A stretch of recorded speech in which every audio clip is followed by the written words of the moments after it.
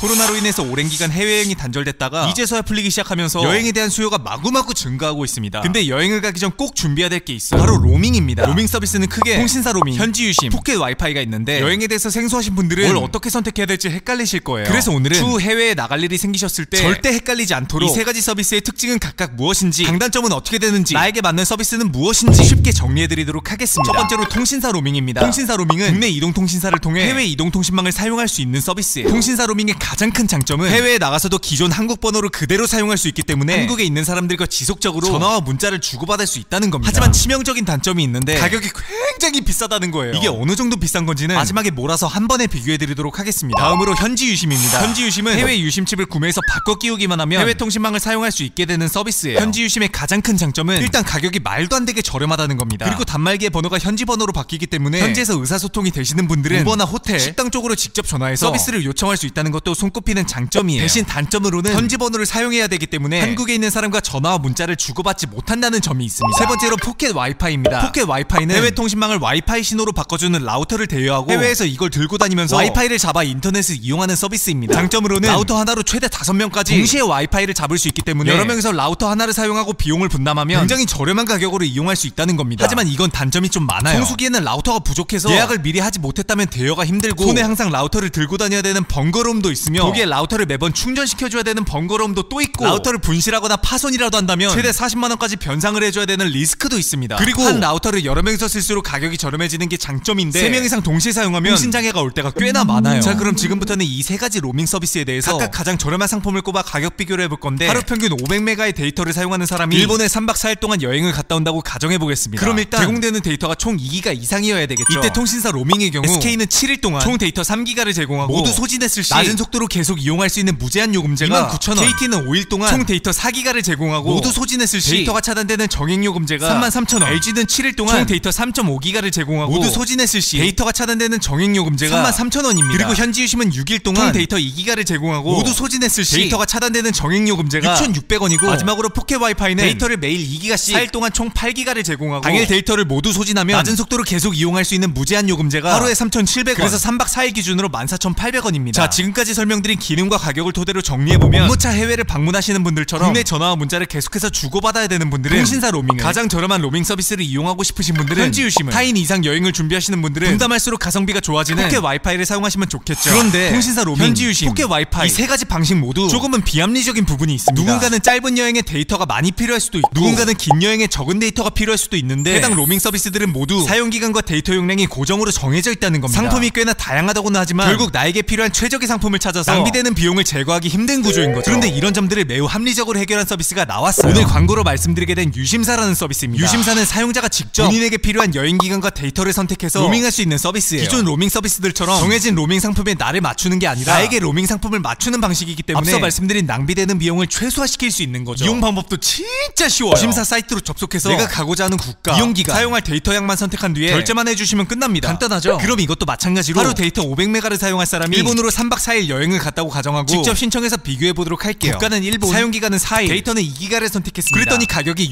6,270원이래요. 유심사 서비스는 통신사 로밍처럼 국내 전화 문자가 가능한데 가성비가 가장 좋았던 현지 유심보다도 저렴한 걸 볼 수 있죠. 그리고 혹여나 해외에 나가서 예상치 못하게 데이터를 많이 사용하게 됐을 때 동일한 방식으로 추가 데이터를 즉시 구매할 수 있기 때문에 데이터가 떨어져서 휴대폰이 먹통돼버리는 곤란한 경우를 예방할 수도 있어요. 한마디로 통신사 로밍, 현지 유심, 포켓 와이파이의 단점은 보완하고 장점만 잘 취합해서 나온 다음 세대 로밍 서비스라고 보시면 됩니다. 그렇다고 단점이 없냐? 그건 또 아닙니다. 현재 서비스가 거의 시행 단계나 마찬가지이기 때문에 아직 직접적으로 유심사와 계약이 되지 않은 국가는 로밍망을 한 번 더 거쳐야 돼서 오늘 영상에서 말씀드린 것처럼 현지 유심 가격이 비빌 수 있는 정도는 안 된다는 겁니다. 그래도 통신사 로밍보다는 훨씬 저렴하긴 해요. 이 점은 추후 서비스가 활성화됨에 따라 개선되겠죠. 나를 상품에 맞추는 게 아니라 상품을 나에게 맞추는 것. 요즘 비스포크가 유행이잖아요. 그런 점에 있어서 유심사 서비스는 상당히 매력적인 것 같습니다. 그래서 오늘의 결론, 일 다 때려치고 여행 가고 싶다, 쉽고 빠른 정보를 원한다면 호갱구조대